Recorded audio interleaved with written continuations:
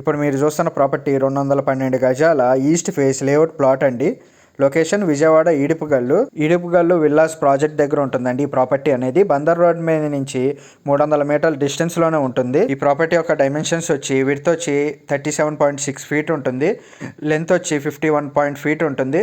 ఈ ప్రాపర్టీ ముందు 33 అడుగుల రోడ్డు ఉంటుందండి. ప్రైస్ వచ్చి గజం 34,000 చెప్తున్నారు, slightly negotiable. Bank loan available, ready to construction.